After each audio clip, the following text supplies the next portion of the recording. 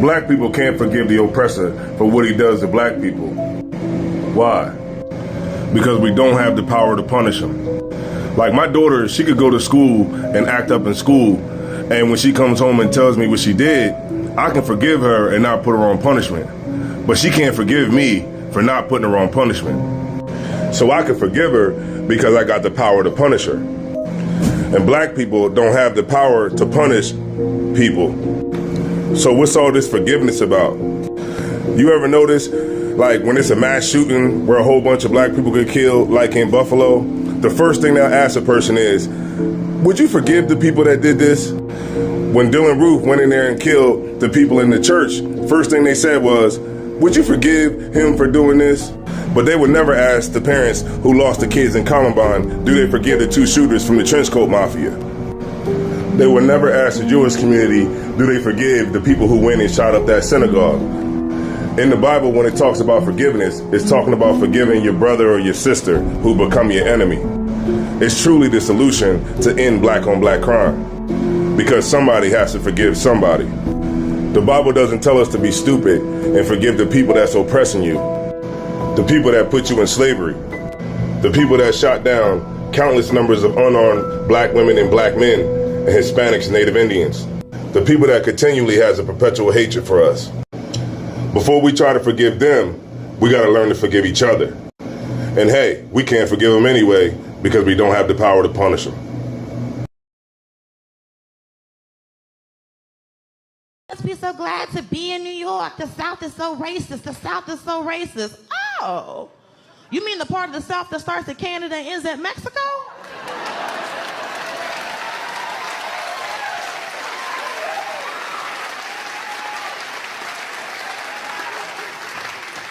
Find me a part of America that's not racist. I'll move today. I'll wait. I know the North is more racist because in the North they split up white folks. They got Italian neighborhoods, Irish neighborhoods. I live in a Greek neighborhood. You know what Irish and Italian and Greek is in the South? White. Nobody has time to break down your brand of whiteness, okay? I don't care what flag your Caucasian flies under, Brandon. People mad at me because I said black folks ain't letting the N-word slide. And we not. We not letting it slide. Stay mad. Y'all can stay mad. See, I think the problem is that traditionally, black people have been very forgiving.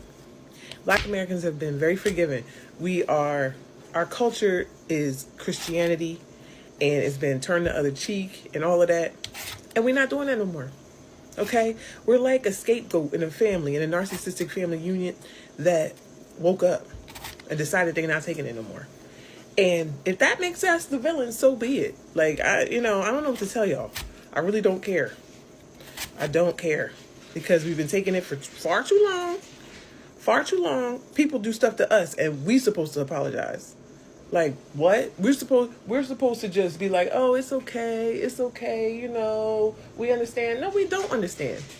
I don't care what your reason is. I don't care if you got a disability. I don't care. I've taken it for far too long. It's over. We're not forgiving no more.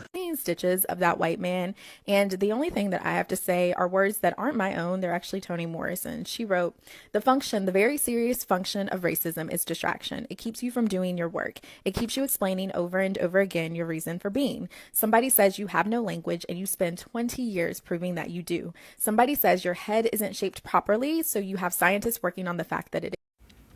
There's so many problems that are related with racism. And probably today, where the United States is where it is today because of racism. Because some people chose to value so much more about their image than what could really help them. You see, Black Americans have always been the truth tellers. And they have called you out and they have tried to warn you about some decisions that you make. While you think that they what to benefit you, but as the reality turns out that the decisions that you made are not helping you. And even when you see the position that today the United States is as a result of racism. United States keep on losing a lot of money because of racism. Because people decided to choose a person because the person is white. They didn't even care about the manifesto. They didn't even care anything economical that this person will bring them. They only care about the image of the person who is in power. And look at where this has placed the people of the United States. And so when Black Americans comes out and tells the truth, somehow the truth upsets these folks. So when the truth upsets these folks, they find ways of countering. Now they say that Black people have only racism narrative, that it is time for people to come together and stop leaning on things in the past. But right now we are trying to find the solution. No, I don't think it doesn't work that way. And Black Americans are saying that we are not apologizing for telling you the truth in your faces. You are the reason as to why we are here today. So Black Americans are calling out all these folks. They're calling out Latinos. They're calling out white people. They're calling out some immigrants who makes the life hard for everyone in the United States. And you understand the significant part that Black Americans have played, being the truth tellers. And even when you try to look at historically, when people like Malcolm X, Martin Luther King, they were trying to foster unity across Black people. So when you get to understand, when you get to see the truth that Black people are trying to do, it now makes sense. And Black people don't owe anybody apology for being right, for saying everything right, because majority of things that Black people said, we are seeing them happening. And I think it's just making sense that this is happening. So brothers and sisters, I want you to let me know what you are thinking about this. Well, in fact, I want you to watch these videos and then I'm gonna be back. I'll be sharing my thoughts and reactions to this. I'm proud of Black people for speaking out and for calling out racism. So let's get into it. I'll be back.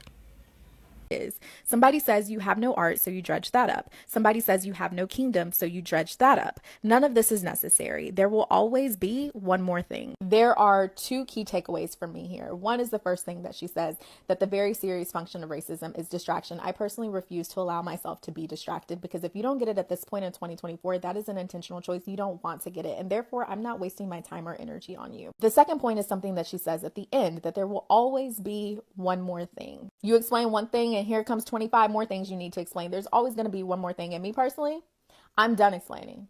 Especially Neely Fuller Jr. once said, if you don't understand racism, what it is and how it works, then everything else that you think you understand will only confuse you. And he was right. Because if you don't understand the system of white supremacy, not just what it does, but what it is, then everything else in this society will keep you disoriented. You'll be trying to make sense of the symptoms without ever seeing the root. Everything you see around you, the media, the politics, the religions, the beauty standards, the laws, all of it is an extension of that same root, the system of white supremacy. And it isn't just about individual hate.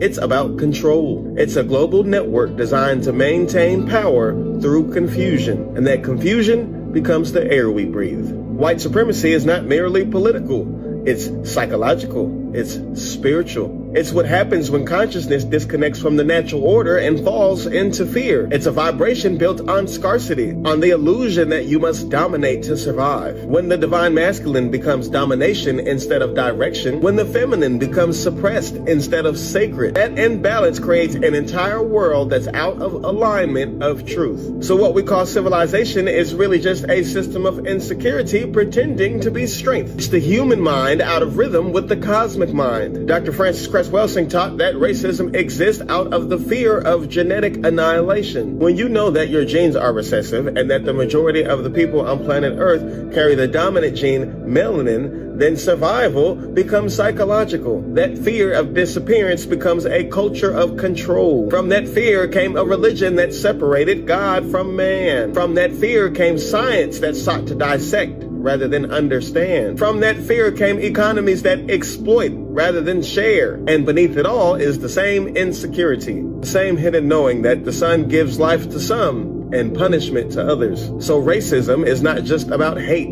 It is fear pretending to be order. It is a survival program written by a consciousness that is trying to escape its own shadow.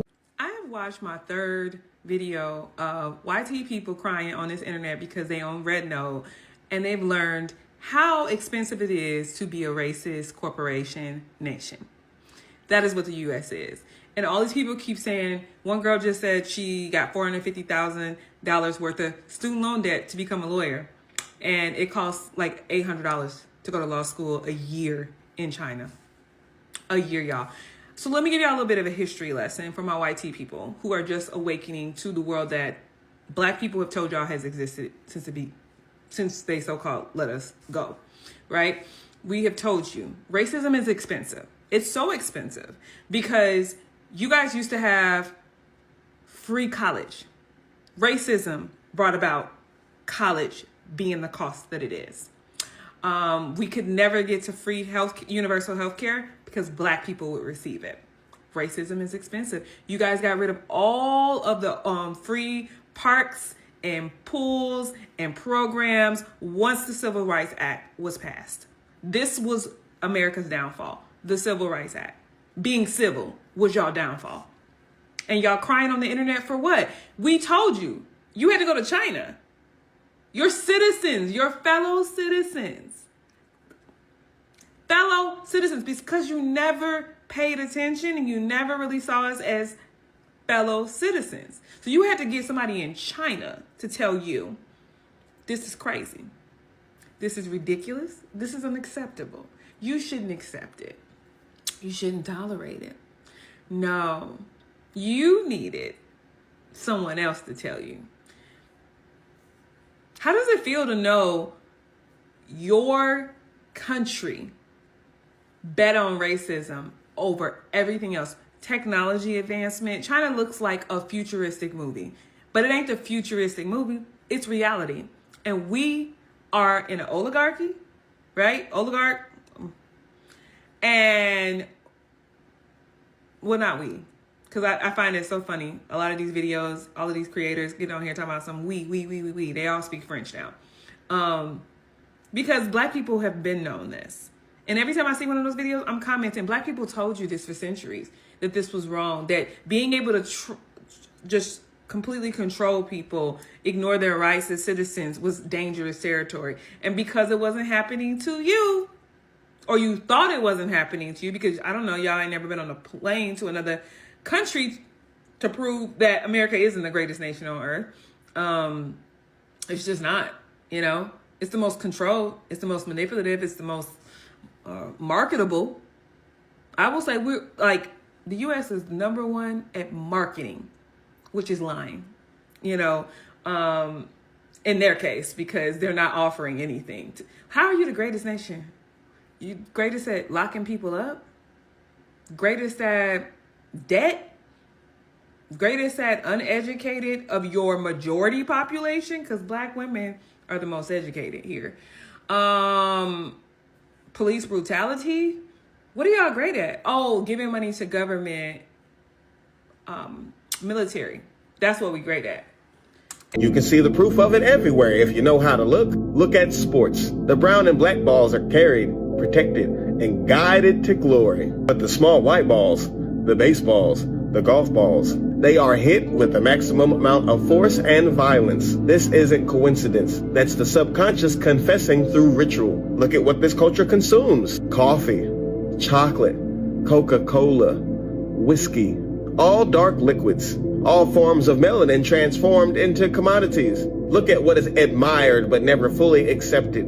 Tanning, the full lips, the rhythm, the slang, the soul. Everything dark is desired but feared. Everything dark is worshipped and warred against at the same time. Even in religion, white is made holy, black is made evil. In education, history begins when Europe wakes up.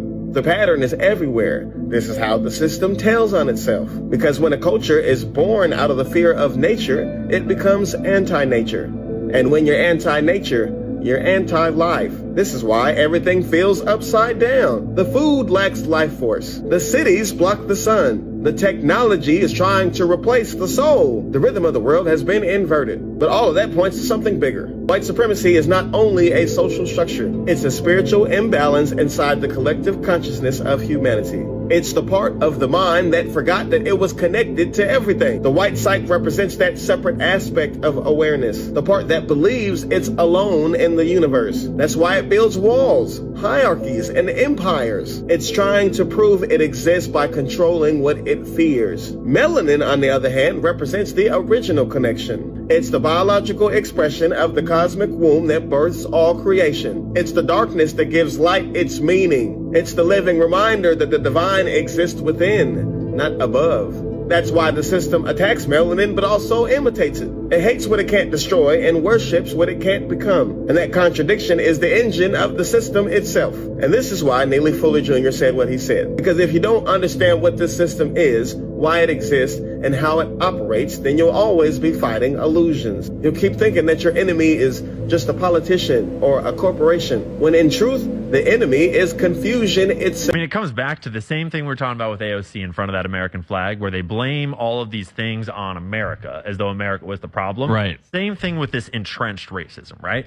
If you don't have a background in understanding how the CIA works and how the crack cocaine epidemic actually started, if you don't know how the private prison for profit pipeline works and how many black people they are literally still working as slaves to this day, and that corporations like McDonald's and Starbucks and Verizon are profiting off of slave labor in our prison system today, paying prisoners cents per hour wages. Yes. That, like, if you don't understand those things, then you could think, oh my gosh, America is full of entrenched racism. But what it actually is it's deep state and corporate programs that are profiting to the tunes of billions of dollars off of literally smuggling crack cocaine into the black neighborhoods in LA in order to impoverish those black neighborhoods. They are running sexual blackmail operations in the black music industry with people like P. Diddy 100%. and promoting degenerate music in order to promote degenerate culture, in order to have gangster culture, thug culture, hoe culture, because that keeps this type of people in this lower vibrational thinking. It keeps them doing things that will lead the men to prison and lead the women to whatever the hell it's leading them to. And that is so profitable to them that there's corporations profiting off of it, there's organized crime profiting off of it, there's government profiting off of it, and then they don't have to worry about the votes so much because they can just kind of keep this whole scheme going that they've always had of, like, the blacks will always vote for the Democrats because, like, They need all the welfare enhancements. yeah, we made that fortunately they're before. starting to wake up, but They create the problem in order to offer the solution. Just yeah, like and then did they with try to 9/11. blame the problem on America as though America was the problem. And then Shit, racism is gonna cost this country a whole lot of money. Damn, cause you know what? I don't understand what's wrong with them people. They know that they gonna go viral. They know that. But they still wanna act stupid anyway. Damn. They know if they call us the N-word, something gonna happen and it's gonna probably go viral, but they do it anyway. They don't understand that there's consequences to their actions. Look here. I don't know what makes these people think that we are just going to accept the things that they are doing now. Do they really think that we are just going to accept this? So I'm going to advise you people, just keep recording. Just keep recording. When we all recognize the fact that racism never went away, it was just hidden. I've been seeing a lot of people getting on this app and saying things like, oh my gosh, like racism is coming back. Like everyone's like racist now. They've always been racist. It just wasn't appropriate to be racist outwardly, not at least. But now that we have a racist, rapist, felon, homophobe, transphobe, damn, just about all the negative things you could possibly be as our president, people feel emboldened to be all of those things as well, especially racist. Guys, need I remind you that Donald Trump is backed by the Ku Klux Klan. He is backed by the Proud Boys, notorious white supremacy groups. And these groups have always existed, guys. Sundown towns still exist. There are still certain parts of this country that I would never, ever feel comfortable setting foot in solely because of my race. And again, racism has multiple forms. You don't have to call somebody a nigga to be racist. It can be microaggressions, it can be stereotyping, and sometimes, honestly, it's even body language and just facial expressions, the way you look at somebody, the way you react when they're in the same room as you. This stuff has never went away. You're just seeing the more outward, direct form of racism now. But it's, like I said, it never really ever disappeared. Even when Obama was president, there were so many racists. And I actually remember a study that actually kind of explained that part of the reason why Obama was actually even accepted as a black man for being president was because he is half white. Believe it or not, but a lot of people found comfort in the fact that his mom was a white woman, because obviously that means he's not 100% black. So, I mean, obviously, yes, he's still a black man, but you get the sentiment. 50% black blood is better than 100% black blood. And that is the lens through which a lot of people actually see Obama, whether they want to acknowledge it or not. But regardless, guys, racism has always been around. Trust me, I grew up in Indiana. It's never disappeared. So, like I said, I just wish people on this app would stop saying, oh my gosh, like, it's like talking about it as though it's some new thing that we haven't seen in like hundreds of years. No, it's always been here. The system that we live in, the prison system, is form of racism. So our socioeconomic and our whole economic system is a form of racism. Our government has always been racist as hell. So Trump is just making people feel more emboldened to do that, to be more racist, because there was a time where we entered a progressive era. We entered a liberal era. And now we're going back to conservatism. We're going back to fascism, where obviously it's just going to be a lot more outright, a lot more direct. Or maybe in 2012, when Obama was president, the racist white guy next door may not have called you the N-word to your face. He may have just questioned how you were able to afford that house. But now, in the era we're living in now, he's going to call you a nigger to your face and also question how you were able to afford that house. But it's not some new thing, so just stop. It's actually so aggravating to see that a lot of you guys genuinely think that it went away. Because I don't know what liberal bubble you have been living in if you think that racism has ever disappeared. It's not. It's engraved in every aspect of our American system. Black folks, due to all the racist things that is happening to black folks now, I want you to keep in mind, do not let it bother you here or here, okay? Let me tell you why. Whether you believe it or not, karma is real, and it will trickle down the bloodline, especially when it come to us, bitch, okay?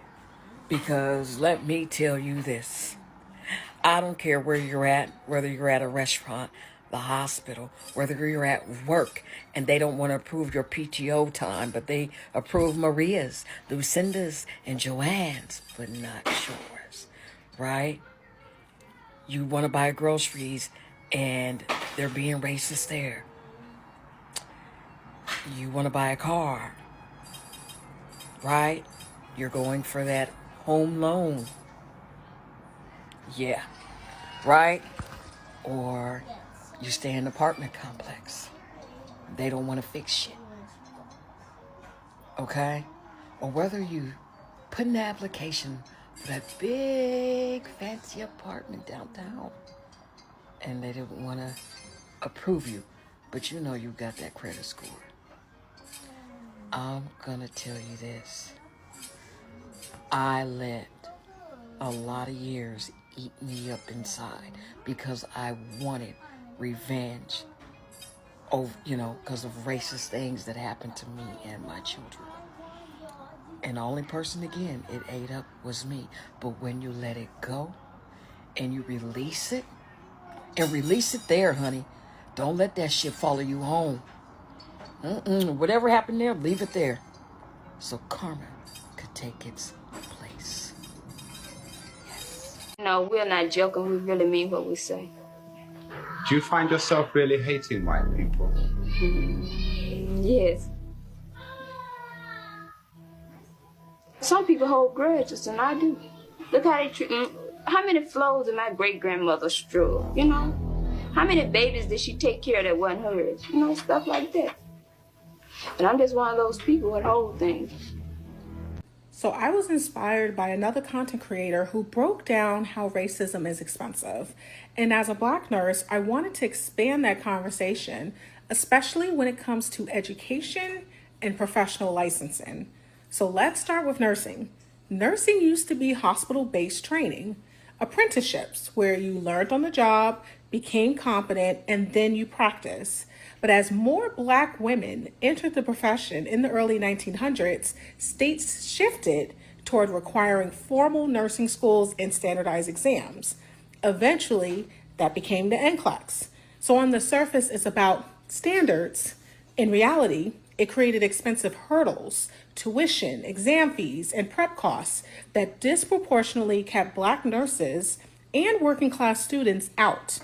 Even today, the NCLEX pass rates for white nursing graduates is nearly 88%, while for Black nursing graduates, it's around 66%. The same knowledge, but a system designed to widen gaps. So law works the same way. Before you became a lawyer by clerking, you used to study under an attorney. But when Black and immigrant lawyers started breaking through after Reconstruction, states rolled out the bar exam. By the early 1900s, nearly every state required it, and the effect was immediate. The number of Black lawyers plummeted from over 1,200 practicing after Reconstruction to just a few hundred by 1920. Access suddenly required not just knowledge, but the ability to pay for law school and the required testing. And medicine? The Flexner Report in 1910 shut down almost every Black medical school in the country, leaving only Howard and Meharry. 7 Black medical schools existed before 1910. 5 were closed, wiping out generations of Black physicians. Today, less than 6% of U.S. doctors are Black, a direct legacy of those decisions. From there, licensing exams like the MCAT and state boards became the gatekeepers, ensuring the pipeline of Black doctors stayed small. So these shifts aren't random. They are deliberate. They took affordable paths, clerkships, apprenticeships, hospital-based training, and then replaced them all with standardized exams that were expensive and exclusionary. So when we say racism is expensive, this is what we mean, and this is a great example of it. Every time a Black nursing student has to take out loans for tuition, pay hundreds for exam fees, or retake the NCLEX because of built-in inequities, we are watching history continue to repeat itself. Racism isn't just an ugly idea. It's built into the very systems that decide who gets to be a nurse, a lawyer, or a doctor. You know what is most baffling to me about this whole BAFTA N-word Tourette situation is that man is Scottish. He's Scottish. His tick is a slur towards Black Americans, and he is Scottish. I want it to make sense.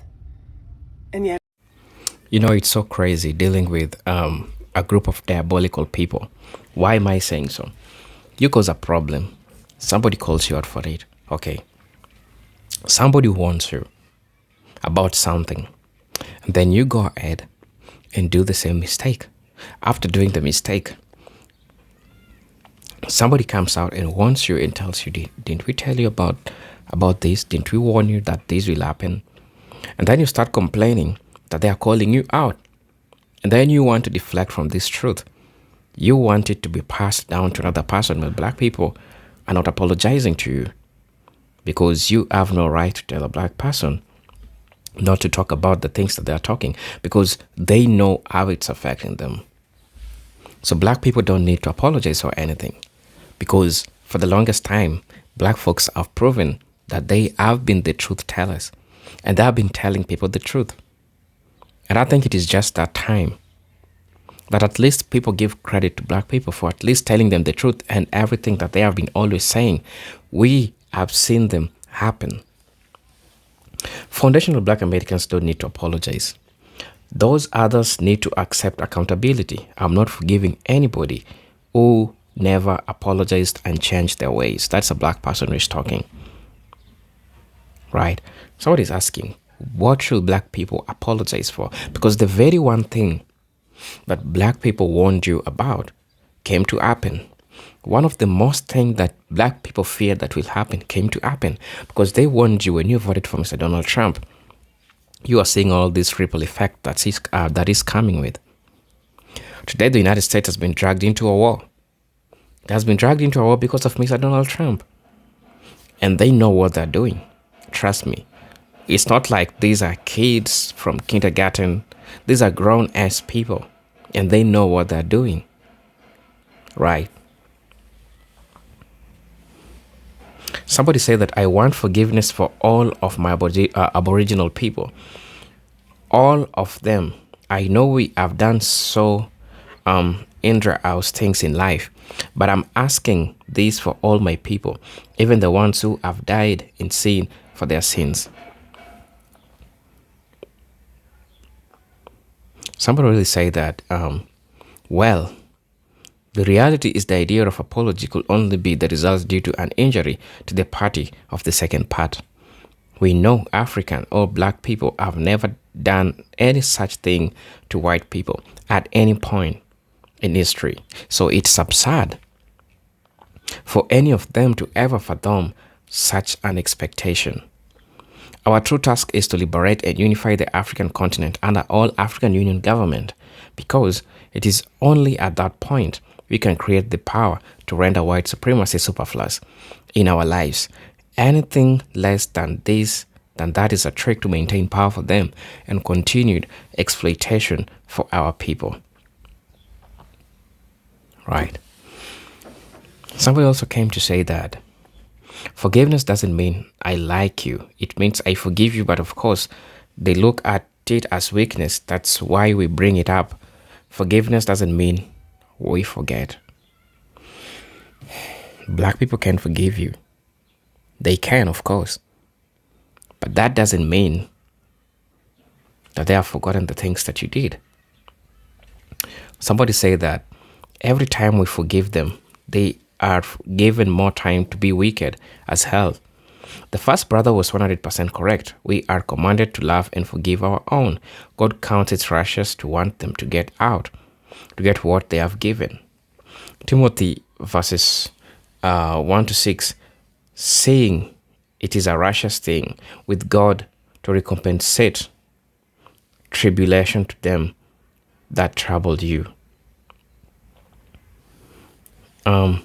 Somebody said that Obama being 51 years on his mother's side, which is what DNA for some reason gives us, still doesn't change almost not all white people look at us. My father was born in Africa. My ancestors on the other side, DNA tests to the exact both side they were from West Africa and arrived in early 1600s in Alabama and Georgia. We know the history of the slave masters raping female slaves, as well as the other atrocities that happened to gain more slaves regardless if they had mixed DNA. America today has changed a little when it comes to accepting biracial people. In fact, biracial celebrities, I noticed, have always been acknowledged as black. However, for the rest, were looked down on by many of our black brothers and sisters. I was born in 71, and trust me when I say I was not placed in a biracial category. I was identified as black by my white adopted family and society. It was when I ended up back into the system and placed in a black foster home with a beautiful dark-skinned foster mother who was from Alabama. I was 13. She was in her late 50s and she lived through segregation and civil rights movement. She sat me down and asked me what I was. I pretended to be Spanish, not knowing, but in sentence, I don't speak English. So, lol, today, but she knew I was. She said, no, baby.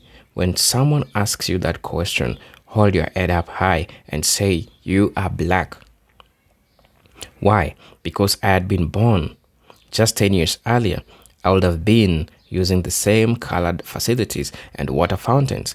So if segregation were to come back, biracial who can't pass as white and think the exemption better recognized with the quickness that they were not white, black people know this as well. So being 51% white doesn't mean a thing to white people. It's like they still think of one drop rule. Well, them I have 49 drops, not to mention it's African slave blood at that. Right. So there are two comments that I'm going to be reading of the same case. The Bible is a book about Israelites scattered abroad. The Bible is instructions for Israel. Forgiveness is each other. You do not forgive your enemies. Plus, the Bible also has rules for forgiveness outside the Israelites for the punishment for the killing and Israelites and non-Israelites is death.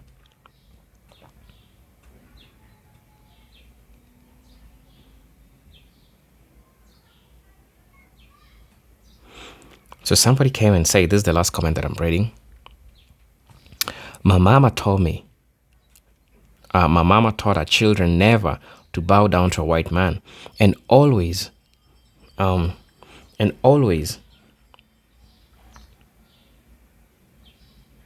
telling us that white people hate us so because they know something that we don't know, and they are scared shitless that one day black Americans are going to find out just what it is.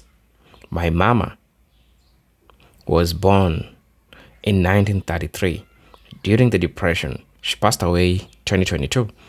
I wish she was here today to witness the scientific fact that the land of free was always the soil of those white oppressors stole from us, just like they have stolen everything else. So brothers and sisters, please let me know what you think about this video.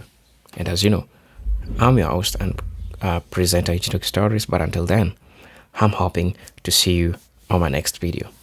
Peace, love, and harmony. Salute.